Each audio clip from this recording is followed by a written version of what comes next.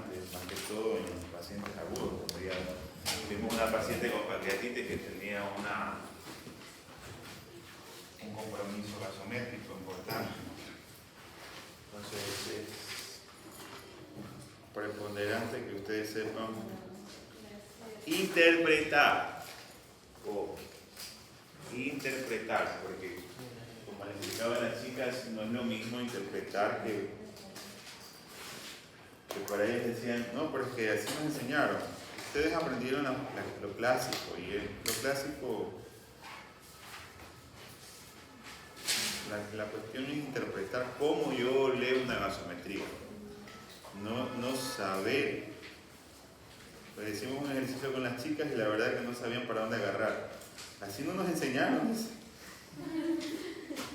es la vaina. No es cuestión es de interpretar.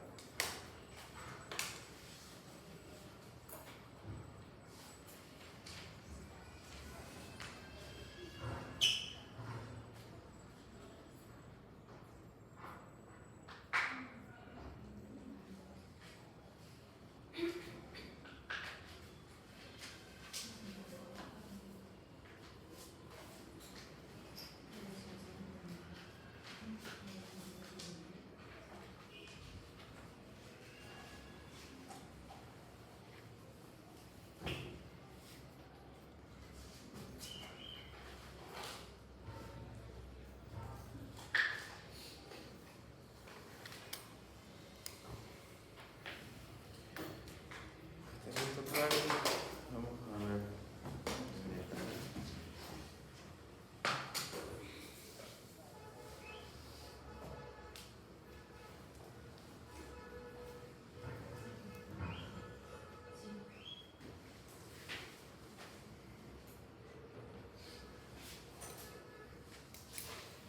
Nosotros nos quedamos en falla renal, enfermedad renal crónica, ¿ya?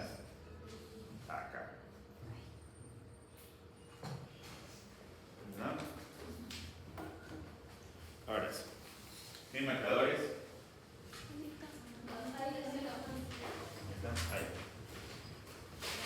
Bueno. Entonces vamos a hablar algo acerca de enfermedad renal crónica. Enfermedad renal crónica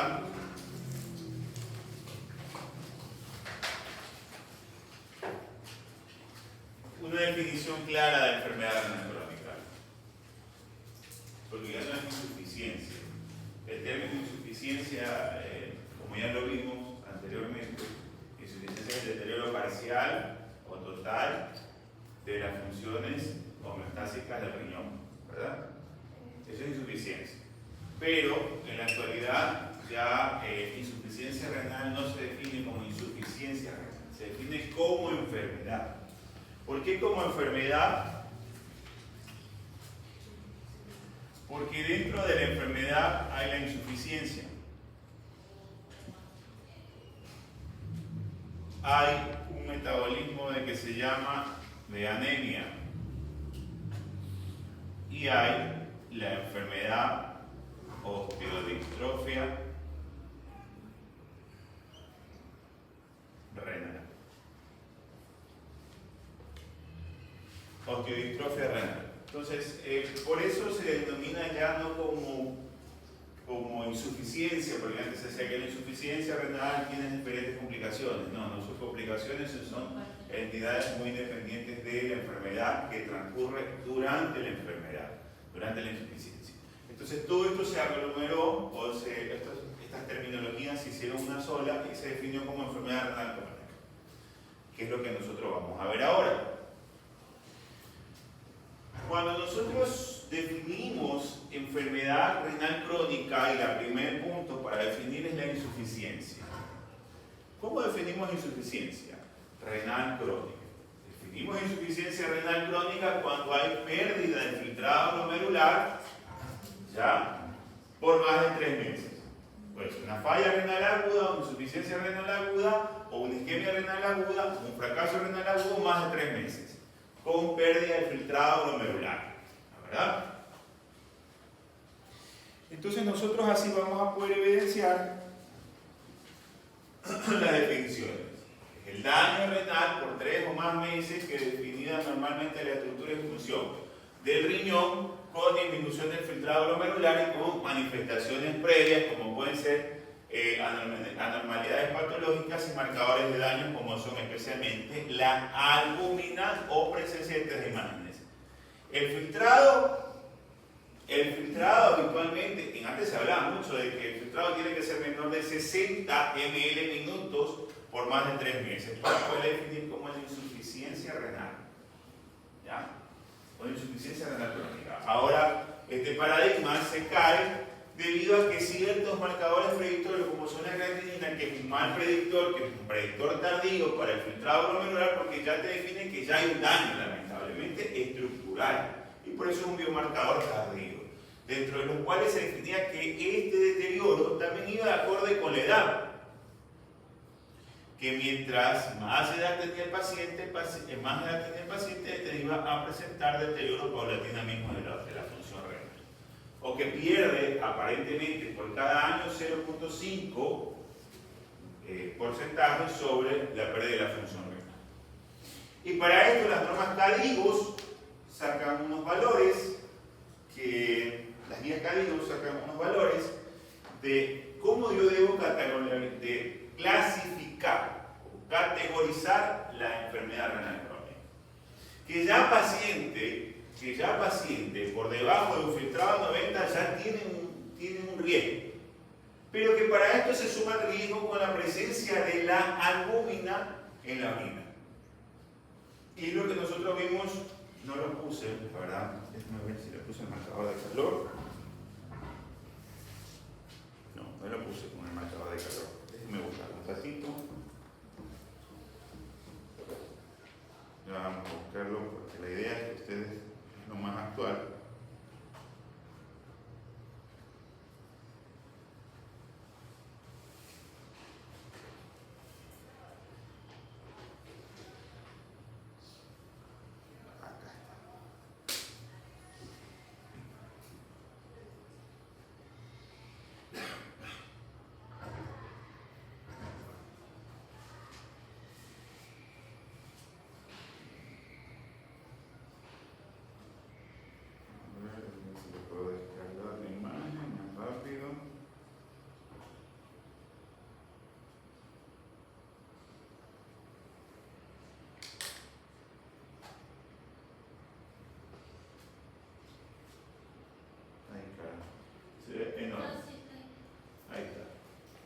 Se ve algo borrosa, pero bueno, no sirve.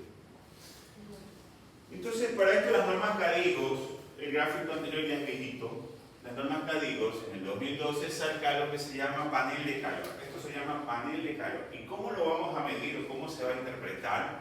Que ya ellos hablaban de que cuando existe una disminución del filtrado por debajo de 90, ya el paciente tiene un factor de riesgo. Y a eso se suma como el riesgo cardiovascular. Por ejemplo, la obesidad, por ejemplo, que ya he tenido pacientes previamente una insuficiencia o una falla renal aguda. Por ejemplo, aquel paciente que tiene ya una predisposición diabética e hipertensa. Son factores de riesgo sumables a que el paciente ya comienza a tener un deterioro. Entonces, para esto, cogieron otro marcador que es la albúmina. Y por eso se define ahora que el marcador predictorio para la enfermedad renal crónica es la microalbuminuria. Es el marcador predictorio para poder definir que el paciente tenga un riesgo que progrese. Entonces, como ya sabemos nosotros, que la microalbuminuria dentro de los rangos normales es hasta 30, ¿verdad? Y que por encima de 30 ya nosotros tenemos una proteína.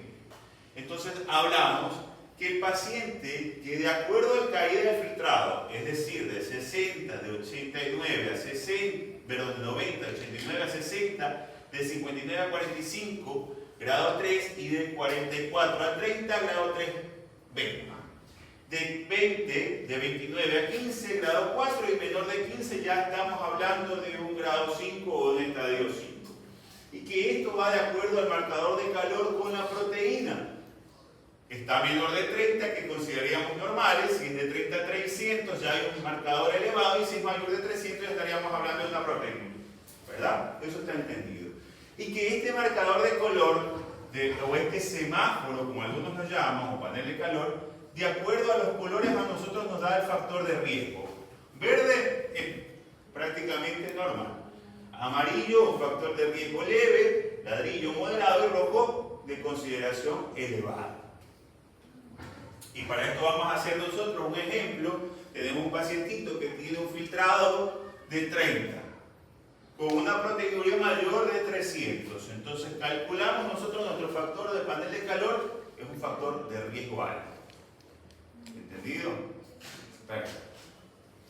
Esto es lo que sacaban las guías CADIGO para nosotros poder valorar a los pacientes con enfermedad renal crónica. Esto es lo mismo, lo que ya lo vimos, sino que lo vemos en el panel de calor.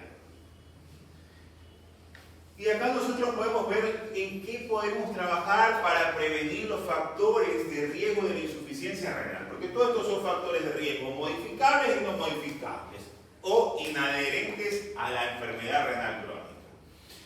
No modificables, no podemos decir que podemos retroceder la edad, el sexo, bueno, ahora el sexo ya es modificable, la raza y el bajo peso al nacer. El paciente con bajo peso al nacer se definía que tenía menor riesgo de formación de nefronas. Perdón, hola. Hola. Sí, por favor, déjala pasar, déjala pasar. Gracias, nuevamente. El paciente con bajo peso al nacer,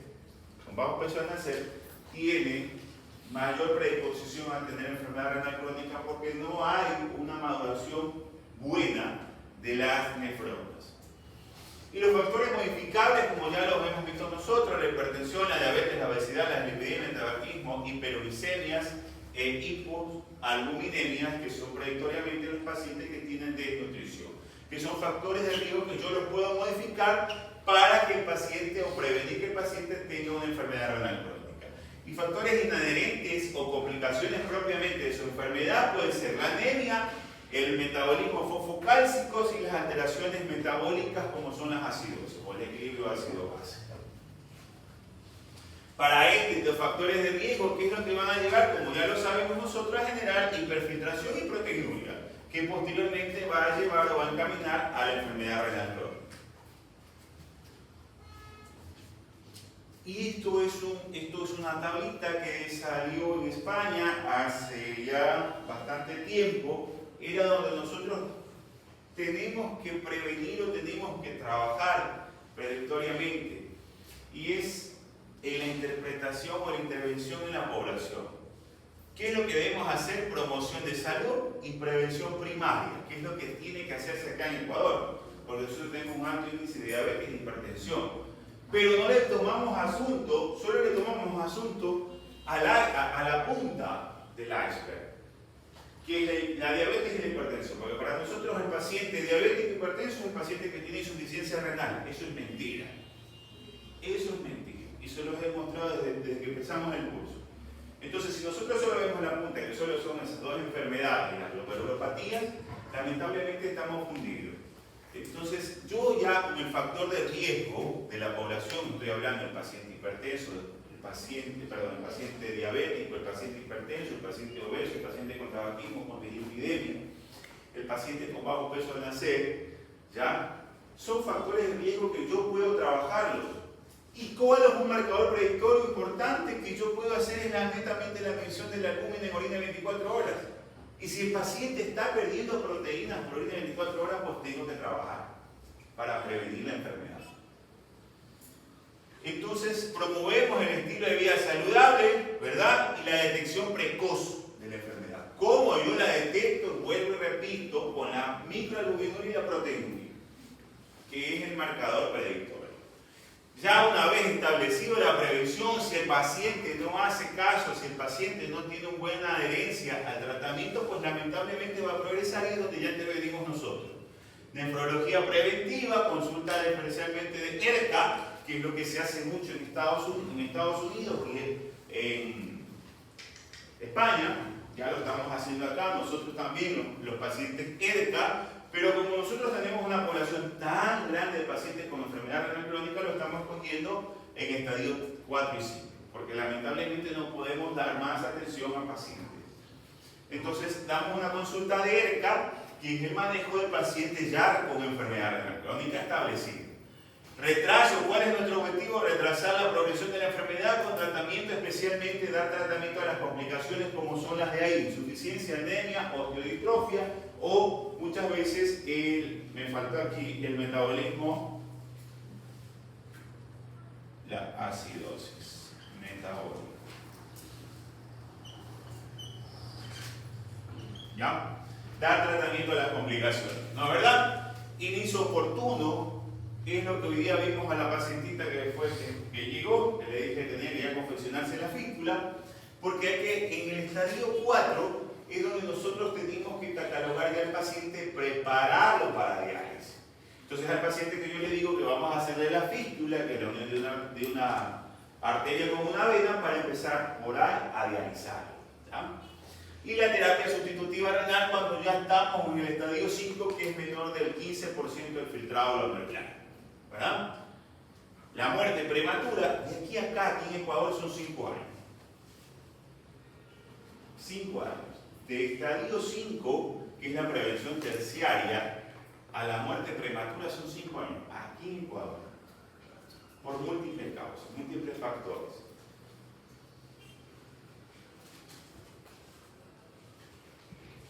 Entonces, la enfermedad renal crónica, ya sabemos cuáles son habitualmente la predisposición. Todo lo que se habla aquí es la punta del iceberg, nada más. Lo predisponente, hay múltiples factores que me puedan llevar. Y vuelvo y repito, los marcadores predistorios, microalbuminuria. Esta estadística es aquí en Ecuador. La diabetes, el 44%, es estadística tomada de nuestro servicio, ¿ah? Ya tiene 2-3 años esta estadística, hay que actualizarla. 44% dado por la diabetes a la cabeza, la hipertensión arterial, las glomerulopatías, las enfermedades poliquísticas, que son muy pocas, y otras enfermedades como son la obesidad, como son el ácido úrico, como son los folatos, como son las intoxicaciones, como son el consumo de cocaína, porque son muchísimas, ¿ah?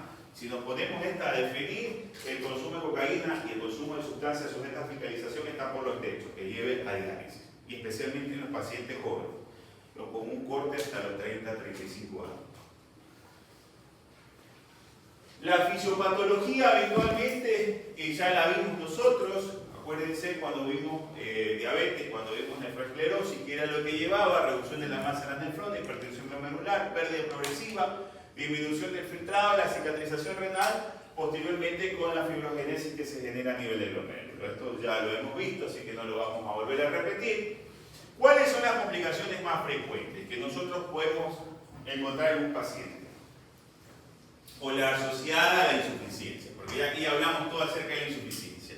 Ahora sí vamos a hablar de los siguientes componentes de la enfermedad renal crónica. A la cabeza, la anemia. ¿Por qué el paciente genera anemia? ¿Alguien sabe?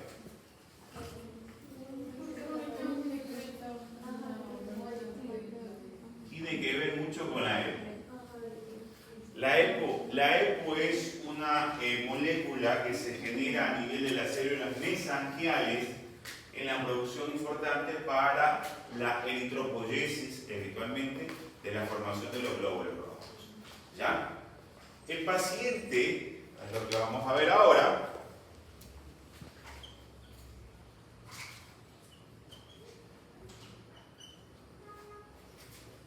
la anemia se debe especialmente por 2 puntos. El primero, por la disminución de la EPO, especialmente a nivel de las células mesangiales.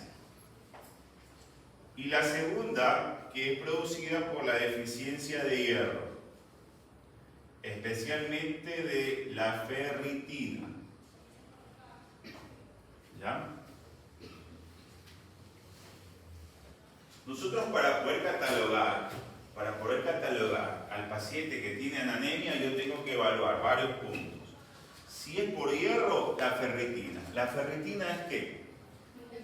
Es el depósito, muy bien, es el depósito que yo voy a encontrar en el paciente. La transferrina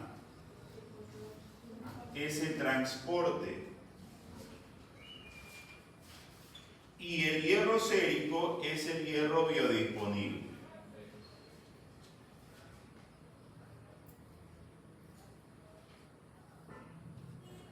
Entonces, es lo que yo voy a medir en el paciente con enfermedad renal crónica. La causa primaria es la déficit de la eritropoyetina producida por la disminución o la producción de las células mesangiales. Y acá la tenemos a la cabeza.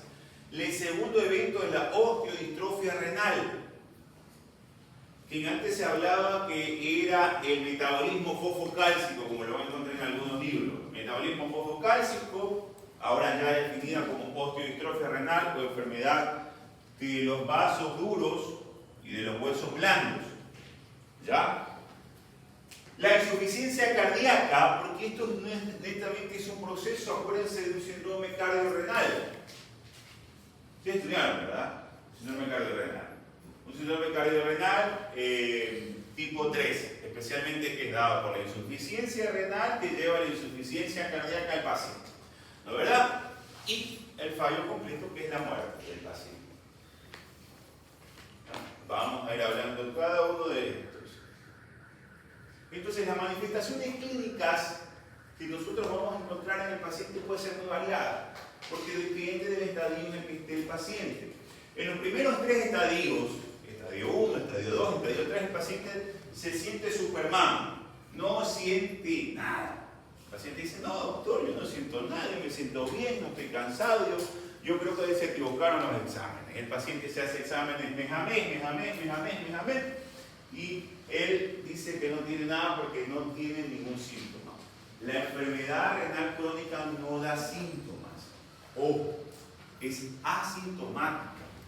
¿Cuándo da síntomas? Cuando ya el paciente tiene deterioro de su filtrado glomerular por debajo, habitualmente algunos autores mencionan, por debajo de 20, por debajo de 15, ahí presenta síntomas. El paciente comienza a hincharse. Era el típico paciente que se tiraba salchoso, que no quería tomar medicación porque él se sentía bien. Y comenzó a generar debilidad, comenzó a generar edema, comenzó a generar hipertensión, comenzó a generar deterioro neurológico, calambre, nicturia, sabor metálico, picazón, escozor, como algunos pacientes lo definen, me pica el cuerpo, doctor. Todos estos síntomas habitualmente lo vamos a encontrar en los estadios 4 y 5. Que es donde ya lamentablemente el filtrado viene picado.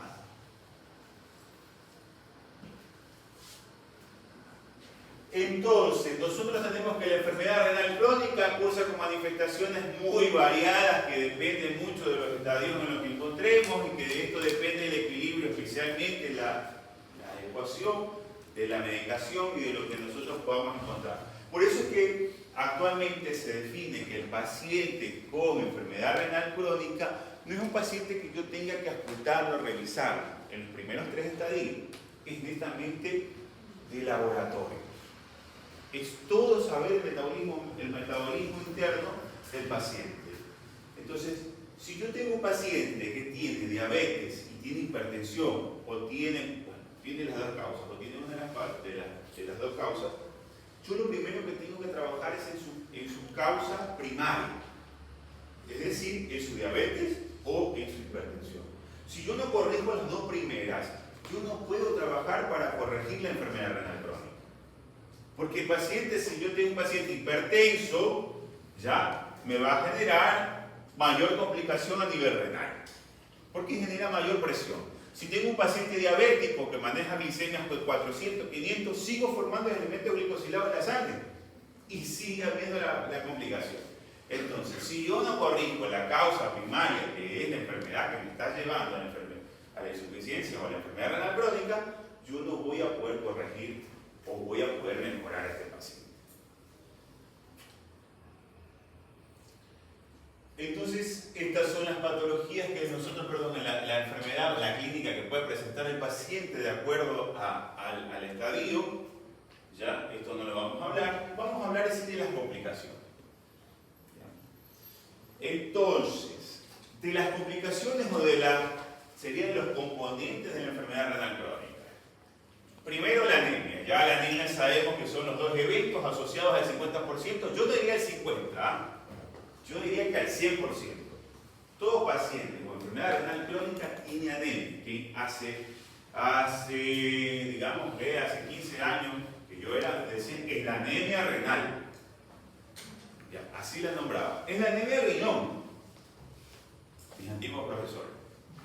Y ahora se define que es una anemia normocítica normocrómica que no tiene afectación sobre el glóbulo rojo, sino sobre su producción.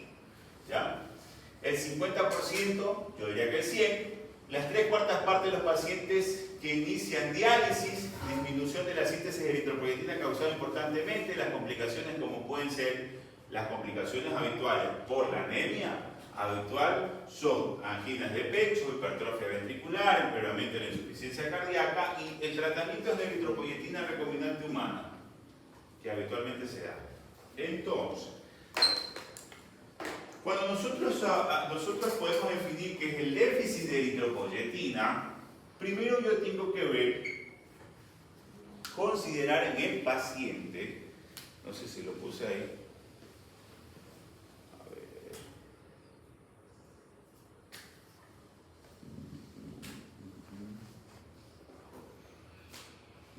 no lo puse, ya, vamos a aplicarlo. Yo tengo que considerar en el paciente la valoración de cómo voy a actuar con esa anemia. ¿Qué es lo que tengo que hacer? Por un ejemplo, yo sé que el doctor a mí me explicó que era por déficit de eritropoyetina, pero me dijo que tengo que medir ciertos marcadores para poder definir. Entonces, para que se forme la eritropoiesis a nivel de la médula ósea, ¿qué necesito yo?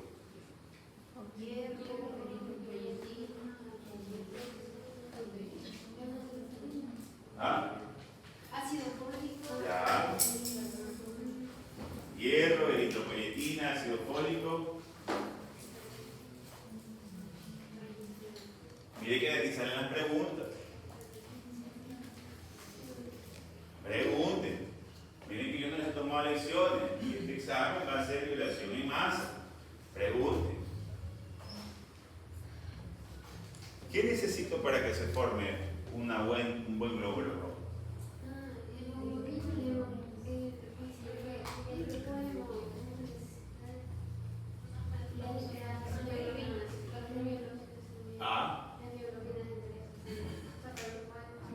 No tanto. Para que se forme un buen glóbulo rojo yo necesito primero hierro. Es lo fundamental. Porque la carboxihemoglobina y los elementos primarios de la hemoglobina son el hierro para la formación. Segundo, necesito un buen estimulador que es la EPO. Y necesito de ciertos ácidos como son especialmente el ácido fólico. Vitamina B12. ¿Ya? Sí. Entonces, si yo no tengo un buen depósito de hierro, yo no puedo dar un tratamiento con eritropoyetina. ¿Cuánto es la cantidad de hierro que yo tengo que tener en el paciente de depósitos? Es de 350 miligramos por decilitro. ¿Cuánto es el transporte? Esto es lo que yo tengo que tener en el paciente. Si yo no tengo esos valores, yo digo el paciente sigue por déficit de hierro. Ojo, porque aquí la mayoría de los pacientes te van a venir con 25, con 30, y ese no es el valor óptimo. Para el paciente renal, ojo, para el paciente renal. Si yo tengo el paciente que necesita un buen transportador, una transferrina, ¿qué es la transferrina? Uno, alce la mano. Ahí sí nadie alce la mano. Sí, es una proteína que va a transportar el hierro sería desde el vaso, puede ser, cuando se destruyen cuando se da la destrucción de los eritrocitos hacia la médula ósea. Para reciclar todo ese hierro. Es verdad, es una proteína que es derivada del gluten. Es decir, que si yo tengo un paciente con una disproteinemia, no va a haber un buen transporte. ¿Ya? Y este valor en el paciente estaba catalogado en 450. ¿Ya? El hierro sérico, el hierro de biodisponibilidad, es un hierro que habitualmente es tóxico, porque el hierro libre es tóxico, genera estrés oxidativo. Entonces, el corte habitualmente que se debe ver como hierro biodisponible es entre 50 a 100. ¿Ya? Entonces, si yo tengo buenos parámetros de depósito, de transporte, que son los dos primeros que tengo que ver, más que el hierro biodisponible, yo voy a producir ahora sí la eritropoyetina. Entonces yo tengo que primero darle hierro al paciente, tengo que darle ácido fólico, tengo que darle complejo B, para que el paciente mejore su reserva, mejore sus depósitos y pueda ahora sí darle un estimulante que es la eritropoyetina. En el mercado actualmente hay múltiples eritropoyetinas, DAPA, EPO, EXA, eritropoyetina, que son las que habitualmente se utilizan en el mercado. ¿Ya? Entonces, la dosis de la eritropoyetina, porque como es un déficit, yo tengo que darle al paciente EPO. ¿Cuál es la dosis que yo voy a calcular en este paciente? Porque tengo dosis respuesta, algunos autores lo ponen, para mí no. Yo voy a utilizar 100 microgramos, estoy hablando de cosas, 100 unidades por kilogramo peso. Ya. Por kilogramo peso. Entonces, calculen, tengo un paciente de 70 kilos por 100. ¿Cuánto le sale? ¿Cuánto? ¿Ah? 70 kilos. 7.000. Eso sí, 700 que te iba a decir. 7.000. Entonces, 7.000, esto vamos a calcularlo por semana. ¿Ya? Ahora, el paciente, yo hablando en la práctica, va desde 100 hasta 300. En la práctica nosotros utilizamos entre 200 y 150 unidades por kilogramo peso semana. Entonces nosotros calculamos el mismo paciente, 200 por 70 kilos, estaríamos hablando de 1400, ¿verdad? O de 14.000 unidades, más o menos. Más o menos, 14.000. No, que estoy hablando de 14.000. 1.400 unidades sería la esta. 1.400 unidades. Entonces yo digo, estas 1.400 unidades las voy a dividir en 3 días. Es decir, le voy a aplicar los lunes, los miércoles y los viernes. Por eso que ustedes ven a los pacientes que han entrado a la sala, se les pone lunes, miércoles y viernes eritropoyetina. ¿Verdad? Entonces, divididas para el paciente en esa semana. ¿Cuándo yo hablo que hay una resistencia a la eritropoyetina? Cuando yo doy más de 300. Es decir, yo estoy dando una alta dosis de eritropoyetina, pero no tengo respuesta. El paciente sigue con hemoglobina baja. Entonces tengo que retroceder y ver qué está pasando. Puede ser por déficit de hierro, puede ser por aumento de la toxicidad. Es aquel paciente que tiene una urea mayor de 200, el eritrocito vive 120 días, ¿verdad? Pero si la urea está mayor de 200, el eritrocito vive la mitad del periodo, es decir, 60 días. Genera hemólisis por toxicidad. Puede ser que el paciente está urémico, puede ser que está mal dializado, puede ser que tuvo un sangrado digestivo, puede ser que el paciente tuvo una hemorragia, o puede ser que el paciente se queda mucha sangre en el circuito de diálisis, hablando siguiente diálisis, ¿no? Entonces o una de las causas principales de resistencia a la eritropoyetina es la aplasia medular. El paciente está aplásico. ¿Ya? ¿Cuándo considero que el paciente tiene anemia? Porque esa es otra. ¿Cuándo yo considero que el paciente tiene anemia?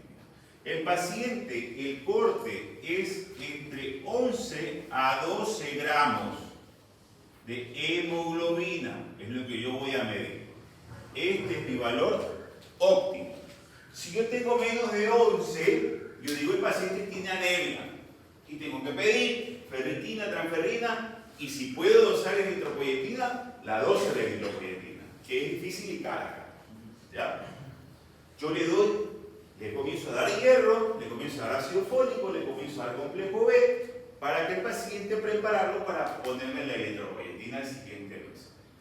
Pero resulta que el paciente tiene 15 de hemoglobina.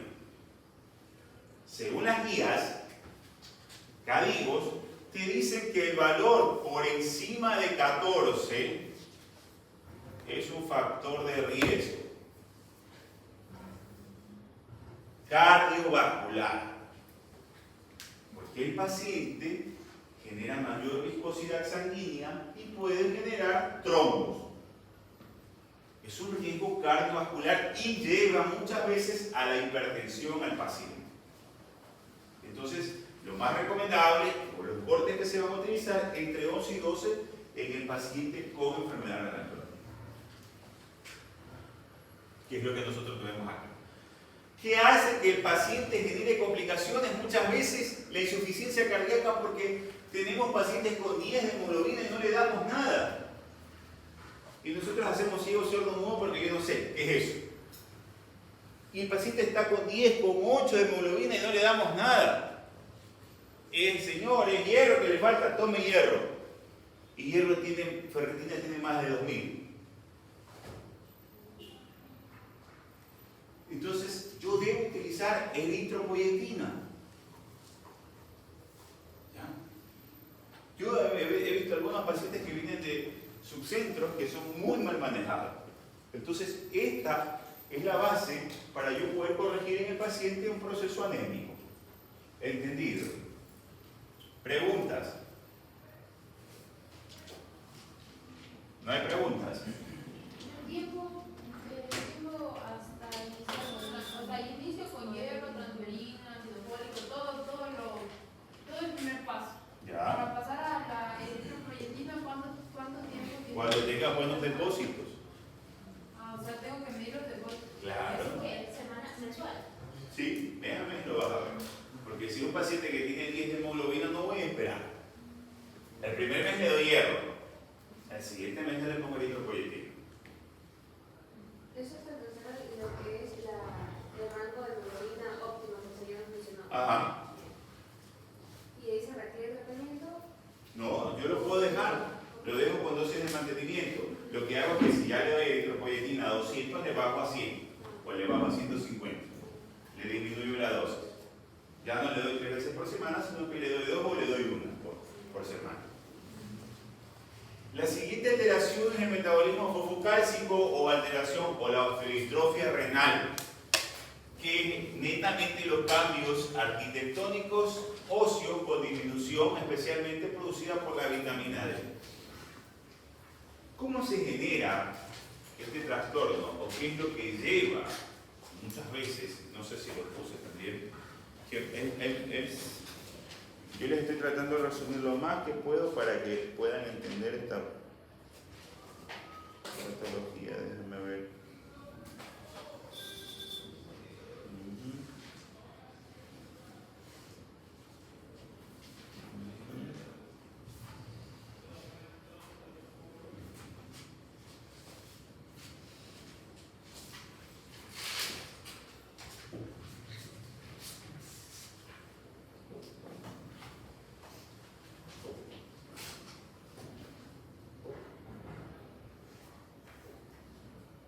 Bueno, les voy a explicar.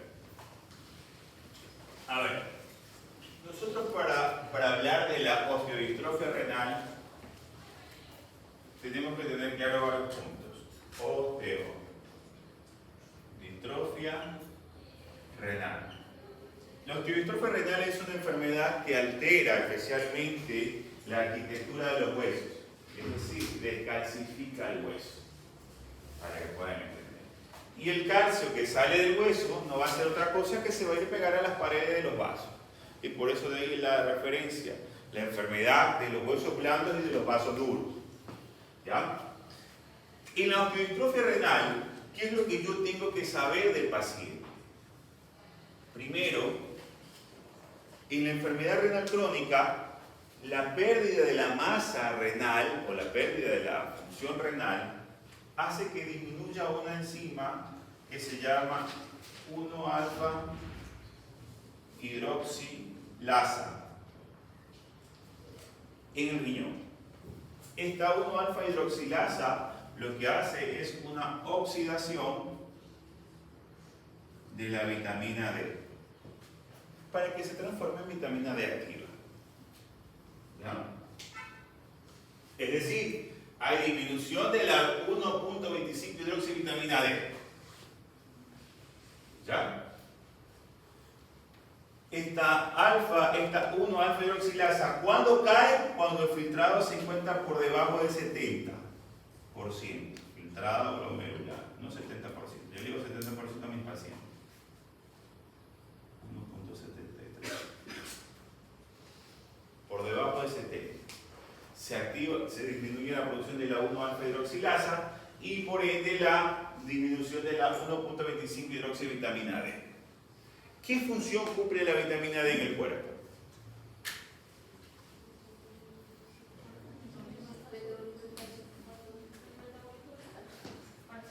Eso lo sabe todo el mundo, pero ¿qué hace? ¿Qué hace? ¿Ah? Estimula la absorción de calcio y la secreción de fosfatos. Hay una absorción de calcio en los huesos y en el intestino. Y eso depende de lo que es la síntesis, los que venimos con lo que es la síntesis de osteoclastos, osteoblastos, o sea, en el metabolismo del óseo. Ya. Cuando nosotros podemos definirlo, déjenme ver si eso tiene, porque eso tienen que entenderlo ustedes bien. Eso está en otra clase, porque a ver, ¿dónde está acá?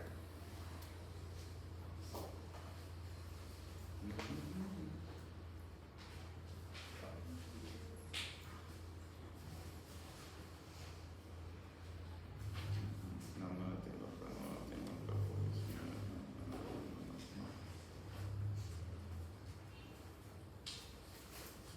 No la tengo acá, déjenme ver. Clase de residentes. Creo que era desorden mineral de óseo. Creo que sí, era calcifoco. Tantas cosas que explicarles, pero no hay tiempo.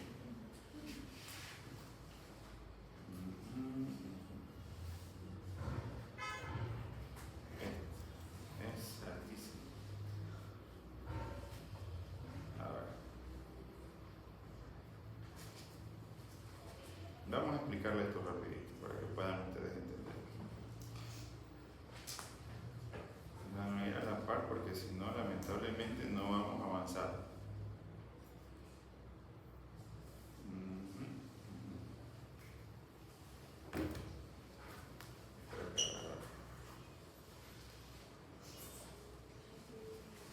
Ya. Entonces, el déficit de 1-alfa hidroxilasa es la que me va a llevar a mí a la disminución de la 1.25 hidroxivitamina D. Déjame ver si la abrimos nomás así. Sí, porque si no, no va a facilitar. Ya. Entonces, ¿qué es lo que yo tengo que saber en un paciente que tiene alteraciones osteominerales?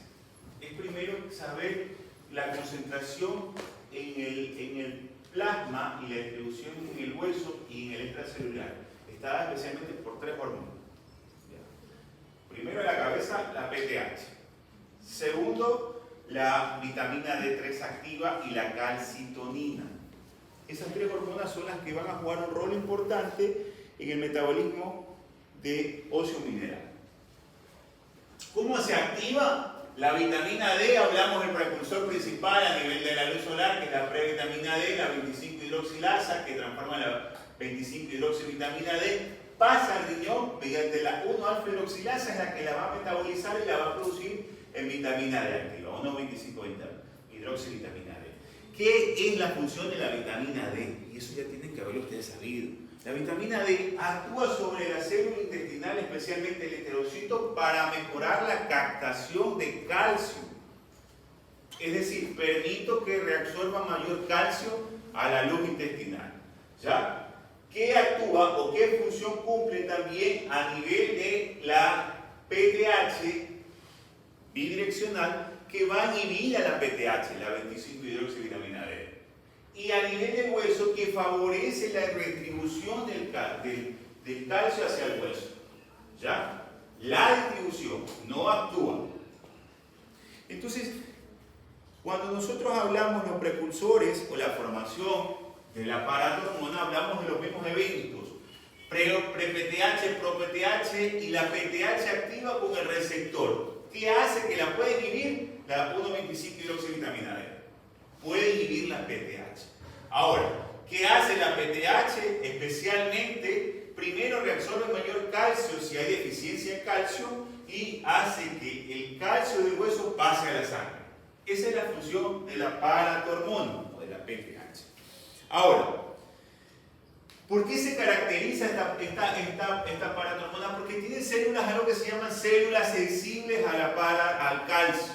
Estas células, o las células de la PTH, actúan ante un calcio reducido, se activan y aumenta la producción de la paratormona. Ante un calcio elevado se inhibe la paratormona. Esta es la función fisiológica que se tiene a nivel celular. ¿Ya? Entonces, cuando nosotros tenemos un pacientito con PTH alta, es característico que hay una descalcificación. Y para hablar nosotros de descalcificación, nosotros tenemos que hablar que estos déficits de 25-hidroxivitamina D son los que a mí me van a llevar a que no haya una buena reabsorción del calcio. ¿Ya? Primero, no haya una absorción del calcio de la luz intestinal, del túbulo de la luz intestinal hacia el vaso sanguíneo. Y por ende el calcio tiende a caer. Y el calcio va de la mano con alguien que es el fósforo. Si el fósforo incrementa, el calcio cae. ¿Quién controla esto? Habitualmente la PTH. ¿Qué es lo que pasa en la mayoría de los pacientes renales? El paciente renal especialmente genera hiperfosfatemias altas, porque no se pierde el fósforo a través del riñón, sino que comienza a acumularse. Y al acumularse en sangre genera que el calcio comience a disminuir. Entonces, las funciones de la PTH primaria son, primero, estimular los osteoclastos que generan la reabsorción ósea para aumentar la concentración de calcio en el hueso. La estimulación, dice, la PTH estimula la 1-alfa-hidroxilasa del riñón para aumentar la producción de vitamina D. Y la reabsorción de calcio a nivel tubular, que la PTH puede ser inhibida por la absorción de fósforo a nivel del túbulo. ¿Qué es lo que pasa en el riñón? ¿Ya? Hablamos nosotros de la calcitonina. La calcitonina lo que hace es netamente agarrar el calcio del torrente sanguíneo y meterlo al hueso. Esa es su función. ¿Dónde se produce la calcitonina? ¿Ah? ¿Dónde se produce la calcitonina? En la tiroides, en las células parafoliculares tiroides. ¿Ya? Otra función que nosotros también hablamos es el depósito de calcio. Cuando nosotros hablamos del calcio, el depósito del calcio, el 99% está en el hueso, el 1% intracelular y el 0% en el extracelular. Es decir, lo mismo de calcio que entra en el cuerpo debe salir diariamente, no debe quedarse calcio, porque si se queda calcio genera un estrés oxidativo. En la concentración de calcio en el plasma va habitualmente, si hablamos de un calcio iónico, un calcio ligado a proteína, un calcio total. El calcio total no es lo mismo que el calcio iónico. El calcio total, estamos hablando el calcio que está conjugado a proteínas, fosfatos o sulfatos o citratos, o el que está conjugado netamente o que está libre en la sangre. Entonces, el corte de calcio que nosotros habitualmente medimos siempre es el calcio total. ¿Y cuánto es el calcio total? De 8.5 a 9.5. Ese es el calcio total. Cuando nosotros hablamos de calcio iónico, es el 50% de este. Es decir, 4.5 o 4. ¿Ya? Eso es lo que nosotros medimos muchas veces en la mayoría de los pacientes. Cuando hay aumento de calcio en la mayoría de los pacientes, el calcio habitualmente está alto, especial en pacientes como puede ser en niños, debido a que el niño está generando formación de hueso. Cuando está baja la absorción o tiende a disminuir especialmente la acumulación de calcio en pacientes que son ya de la tercera edad, en pacientes menopáusicos. Y es donde nosotros tenemos que trabajar con vitamina D. ¿Ya? Y enfermedades óseas especialmente como la osteoporosis, donde el calcio tiende a disminuir. ¿Ya? Y esto es lo que nosotros vemos acá diario. ¿Cuánto debe entrar de calcio? 1 gramo. Este calcio va al intestino y se elimina 800 por las heces y 200 por la orina. Hace 1 gramo. Lo mismo que entra, sale. ¿Qué pasa? El calcio es reabsorbido a través de la luz intestinal hacia las reservas, especialmente el hueso, por medio de la calcitonina, forma hueso. Y es eliminado a través del riñón mediante la excreción de calcio. ¿Qué hace que este calcio regrese al torrente sanguíneo? La PTH. ¿Qué hace que este calcio que se está excretando vuelva a ser reabsorbido? La PTH y la vitamina D. ¿Ya? Esto es el fósforo, pero este no es el tema. Entonces, es lo que nosotros vamos a ver en estos eventos. Estos son clases de los residentes, pero es necesario que ustedes lo aprendan porque es difícil poderlo interpretar. Entonces, estos son ejemplos que nosotros vamos a ver a diario. Resulta que tenemos un paciente que tiene calcio bajo. Tiene un calcio bajo. Si el calcio está bajo, ¿qué va a pasar con el hueso? Se descalcifica. Activa los osteoclastos de la PTH y comienza a sacar calcio del hueso. Por eso vemos la formación baja. Calcio del hueso. Comienza la PTH más la vitamina D a reabsorber mayor calcio para elevar. Y nosotros le damos suplemento. Pero si no hay un suplemento asociado a vitamina D, así ustedes le den 3 gramos de calcio al paciente, no se va a absorber. Entonces es importante en el paciente osteoporótico con calcio bajo o que tenga osteodistrofia renal, dar vitamina D al paciente. ¿Ya? Darle vitamina D al paciente, porque sin vitamina D no se va a reabsorber. Entonces, este es el evento que nosotros vamos a presentar en el paciente. Y la hipocalciuria está disminuida porque no se va a perder calcio, porque todo el calcio se está reabsorbiendo nuevamente ante la deficiencia del mismo. ¿Qué va a pasar? Lo contrario, si el calcio está alto. Si el calcio está alto, como lo vemos acá, primero, no va a haber absorción intestinal. Segundo, no va a haber absorción ósea. Tercero, porque está bloqueada la PTH, la calcitonina, ¿verdad? No hay vitamina D y por ende la pérdida a través de la orina es mayor. Es el mecanismo compensador. Se pierde el calcio a través de la orina. Hay calcio. ¿Y qué va a pasar con el fósforo? ¿Qué es lo que nosotros vemos en la insuficiencia renal? Es esto. Hay ciertos factores predictorios como son el GPG23, que es un marcador, un biomarcador importante en la enfermedad renal crónica junto con la molécula del cloto, que son moléculas que se encargan del metabolismo fosfocálcico. Y por eso que yo les decía alguna vez que la fosfaturia y el incremento del fósforo en sangre es un marcador predictorio de la enfermedad renal crónica. Y es por esto. Si yo tengo un fósforo alto, estimulo a la PTH. Si tengo el fósforo alto, el calcio está abajo y va a pasar esto.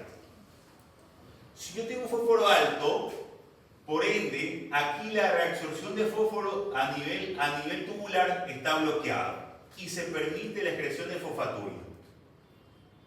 Pero que hace que este evento, que es aumento del fósforo, me produzca disminución del calcio, que lleve especialmente a la reabsorción ósea. Y es lo que pasa con el paciente, y es lo que nosotros hacemos a diario, porque comemos alto fósforo y nos descalcificamos. Y en realidad no es que estamos osteoporóticos, sino que sencillamente tenemos una alta ingesta de fósforo. Y es lo que pasa en el cuerpo. Esto es lo que pasa en el metabolismo. Y es lo que pasa en el paciente renal, porque el fósforo no se elimina y se sigue acumulando. ¿Entendido? Esto ya es lo mismo.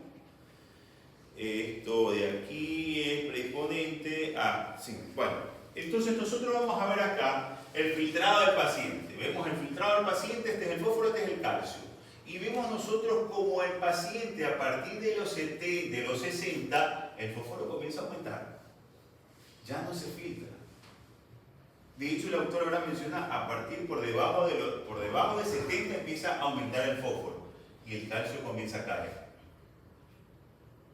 Acá aumenta en el estadio 20 porque ya entra diálisis.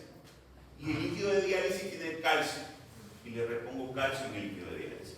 Y nosotros vemos acá la PTH. La PTH, el rango óptimo es de 50 picogramos hasta 70 picogramos. Pero si ya lo vemos nosotros, que a partir de 60 la PTH comienza a aumentarse, se hipertrofia porque comienza a trabajar más. ¿Para qué? Para que el calcio comience a subir y bajar el fósforo. Botar el fósforo a través de la orina. ¿Ya? Y por ende el paciente termina haciendo muchas veces algo que se llama hiperparatiroidismo secundario y terciario, producto de la enfermedad renal crónica, que se encuentra dentro de la osteodistrofia renal. ¿Pero por qué se produce? Como vemos aquí, estadio 1, 2, 3, 4 y 5, vemos la caída de la vitamina D. Esta es la caída de la vitamina D de acuerdo al filtrado glomerular que el paciente presenta y vemos el ascenso de la paratormona, que es característico.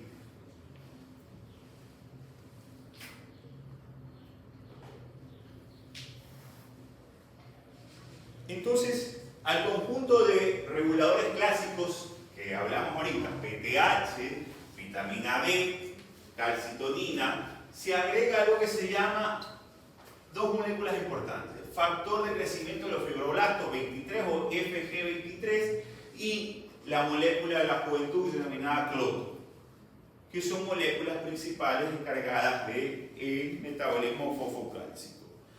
Que el cloto netamente es una proteína transmembrana que se secreta a nivel tubular y que en su disminución aumenta la expresión del FG23 y que es una proteína involucrada con el envejecimiento celular dentro del manejo de lo mismo. ¿Y qué es el FG23? ¿Qué es lo que hace? Inhibe la reabsorción proximal de fósforo produciendo fosfaturia y en el calcitriol reduce su formación, especialmente inhibiendo la 1-alfa hidroxilasa. Este factor FG23 está aumentado en los pacientes renales, especialmente cuando comienza a caer el filtrado por debajo de 70. ¿Y qué es lo que va a inhibir la 1-alfa hidroxilasa? Y por ende no se forma la 1.25 hidroxivitamina D y va a generar mayor problema. Bloquea la síntesis y la liberación de la PTH. Entonces, ¿qué es lo que nosotros vamos a ver en nuestros pacientes? Es esto de aquí. Hay que llegar. Esto lo hice yo, perdón, por la maqueta fea. La disminución del filtrado por debajo de 70 está dada por la disminución de la masa renal. Si disminuye la masa renal, disminuye especialmente la excreción de fósforo a nivel del riñón. ¿Qué hace esto? que el cloto que inhibía a este factor F23 se incremente y por ende hace incremento de la excreción de fósforo, aumento de la producción de fósforo sérico y hace a la vez que disminuye la reabsorción de fósforo a nivel del potasio y pérdida de la fosfaturia. Pero a la vez lleva a que bloquea especialmente la producción de la 1,25 hidroxivitamina D. Va a bloquearla y por ende no se va a producir. Esto a la vez lleva a la PTH que genere la deficiencia. Como no hay vitamina D, no se absorbe calcio en el intestino y por ende cae el calcio en sangre. Al caer calcio en sangre se activa la PTH, que hace que actúen los receptores de vitamina D y receptores sensibles a la PTH que estimulen los osteoblastos, ¿ya? Osteoblastos a formación de osteoclastos mediante células osteoprogenitoras y la activación de los receptores Rankeler. Eso ya es mucho para ustedes. Pero lo importante que quiero que entiendan ustedes es que el problema se trasciende por la disminución de todos estos eventos. FG23, disminución de la producción de la 1,25 hidroxivitamina D, que va a llevar a un hiperparatiroidismo secundario, ¿ya? Producido por el calcio y el aumento del fósforo. Esto lleva a la osteodistrofia renal, es decir, que los osteoclastos liberan calcio a grandes cantidades a un punto en que ya no hay donde poder sacar más calcio, poder mandar más calcio y comienzan a generarse que el calcio libre en sangre se tapice en los vasos. Y eso está dado especialmente por ciertos receptores que son receptores Rankeler y Rankel. ¿Ya? A ver, entonces ahí viene el problema del desorden, que es donde nosotros vemos todos estos eventos, vemos que la paratormona está dentro de los rangos, aumentado, nodular, hipertrofia y adenoma hiperparatiroide, que es el hiperparatiroidismo terciario. Es decir, que la paratormona, sus células se hicieron tan grandes que ya no miden si el calcio está abajo, sino que hacen pulsos o picos, que le llaman algunos, picos de PTH. La paratormona llega a tener hasta 1000, 2000 de paratormona en sangre, ¿ya? Y el paciente comienza a descalcificarse severamente. Entonces, a ese descontrol de pulsos se llama hiperparatiroidismo secundario. Y el tratamiento ya es extirpación de las paratiroides. Se sacan las paratiroides, se le da un extremo o suplementación muchas veces de PTH por vía subcutánea.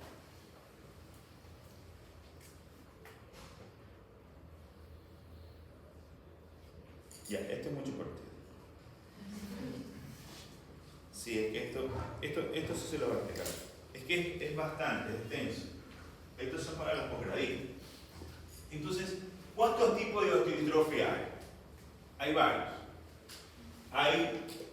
Hay 5 cambios importantes. Enfermedades de alto recambio y de bajo recambio. ¿A qué le llamamos el alto y de bajo recambio? Le llamamos nosotros la cantidad de sustancias que tenemos. Por un ejemplo, no sé si déjame ver si lo tengo acá. Osteitis fibrosante, acá está, alto remodelaje. Para poder entender acá, ustedes tienen que entender que la osteodistrofia renal, cuando ustedes van a construir una casa, ¿qué necesitan? Arranquemos de ahí. ¿Qué necesitan para construir una casa? ¿Ah? ¿Qué necesitan para construir una casa? Vamos. Necesito cemento, necesito bloque y necesito un maestro, ¿verdad? Y el dueño. Entonces, eso métanse en su cabeza. ¿Qué va a pasar con esto? Estos eventos de osteodistrofia no solo se dan porque el calcio sale del hueso.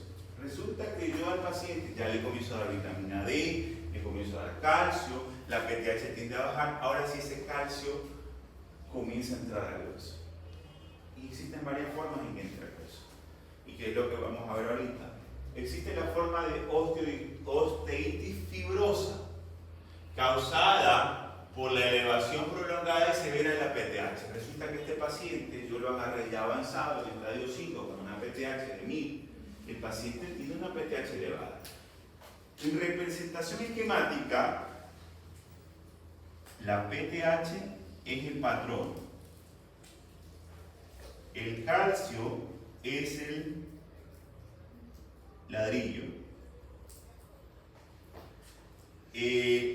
La matriz extracelular es el cemento y los osteoblastos es el maestro, para que ustedes puedan entender. El maestro que va a construir la casa. Hasta ahí se han entendido, ¿verdad? ¿Sí lo entienden? Listo. La característica de esta está principalmente dada por el patrón de desmineralización se ve afectado y se produce colágeno deficiente, resulta una disminución del contenido mineral y óseo y un aumento del riesgo de fractura. ¿Qué es lo que pasa aquí? Como el patrón está alto, el patrón le dice al obrero, necesito que me haga una casa en 2 días, no me importa cómo chucha lo hagas, pero en 2 días me das una casa. ¿Qué hace el obrero, el maestro? Trabajar como pueda. Yo no mido si la pared quedó recta, si la pared quedó chueca, pero yo la entrego en 2 días. ¿Qué es lo que pasa acá? Tengo calcio, tengo matriz, pero el patrón me está exigiendo que sea rápido. Y entonces yo formo una casa, no formo un hueso, no con trabéculas, sino con espacios aéreos. Y a eso se llama osteofibrosis. A momentos va grueso, a momentos va delgado, a momentos hay espacios aéreos. Pero se construyó el hueso. Entonces, el paciente tiene alto riesgo de fracturas, porque no se formaron las trabéculas como habitualmente deberían formarse. ¿Entendido? Enfermedad ósea de recambios. Un alto recambio óseo, reabsorción ósea mediada por los osteoblastos elevados, la cantidad reducida de osteoblastos que impiden reemplazar el hueso reabsorbido. El régimen de la matriz moderada ósea se observa simultáneamente con depósitos de esteroides elevados y poca mineralización y remodelación. ¿Qué pasa acá? Acá la enfermedad es mixta, es decir, yo tengo el obrero, el patrón no me dice nada. ¿Sabes qué, maestro? Haga una casa, pero como tú no le exiges, el patrón se vuelve, el obrero se vuelve vago. Y lo que tiene que hacer en una semana lo hace en un mes para que le pague. Porque eso pasa con los albañiles. Por si acaso, no tengo nada contra los albañiles. ¿Ya? Eso pasa. Entonces aquí te dice que hay osteoblastos, hay osteoclastos, hay ladrillo, pero esto se va haciendo lento. Se va haciendo lento la formación y la restitución, porque no hay un buen recambio. Enfermedad dinámica de bajo recambio. Aquí es lo contrario. Aquí el patrón está disminuido, inhibido. Volvemos a lo mismo. Acá hay remodelación ósea reducida. Volvemos a lo mismo. Al obrero vago. ¿Ya? El obrero vago. En la anterior, me olvidaba mencionarlo, en esta de acá, mixta, acá hay 2 tipos de obrero. El obrero que te tumba la pared y el obrero que forma la pared. Pero forma la pared chueca. Hay reabsorción ósea y hay formación de hueso. Eso me olvidaba. Pero nadie lo controla. ¿Ya? Acá el patrón no trabaja por la telefónica. Sí, maestro, hágame la casa, por favor. No sea así, no sea malito, trabaja. Y el obrero va haciendo poco, lento. Un ladrillo por día lo pone. Es lo que pasa acá. La remodelación ósea está reducida, el volumen óseo reducido, la mineralización reducida y por ende hay alto riesgo de fractura. ¿Ya? La osteomalacia. La osteomalacia es otra enfermedad, misma otra distrofia de bajo recambio. Puede ser causada acá por varias causas. Una, por deficiencia de vitamina D, 2 por mineralización reducida. Y los osteoides acumulados habitualmente son blandos y los huesos son netamente pueden presentar pseudofracturas. ¿Qué es lo que pasa acá? Acá, primero, el patrón no está. Segundo, no hay ni cemento ni hay ladrillo. Pero hay netamente, hay obrero. El osteoblasto está. Pero no hay ni calcio, no hay ni matriz, ni hay PTH. Entonces, a esto se llama osteomalacia. ¿Qué quiere decir? Que el hueso se va formando osteoides o de matriz o de sustancias que encuentre por cerca para tratar de mantener la estructura o la arquitectura del hueso. Y el riesgo de fractura es alto.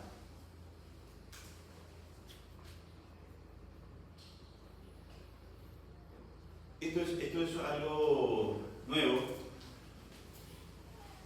Se habla mucho de que las células endoteliales que se encuentran en los vasos sanguíneos provienen de las células osteoblásticas. Ya con esto nos vamos.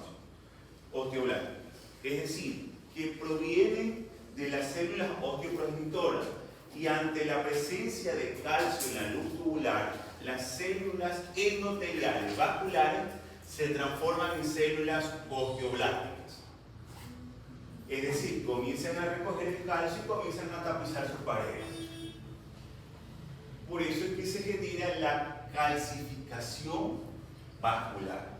Y una de las complicaciones de estas son las denominadas calcifilaxis, que es característica en los pacientes que tienen excesos de calcio, habitualmente en los huesos.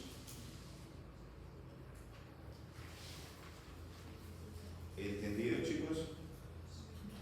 Nos vamos a quedar ahí. Ya son las 10, creo que ustedes tienen clase también. Vamos a ver la siguiente clase. Terminamos de ver enfermedad renal crónica y vemos algo de equilibrio ácido base. ¿Ya?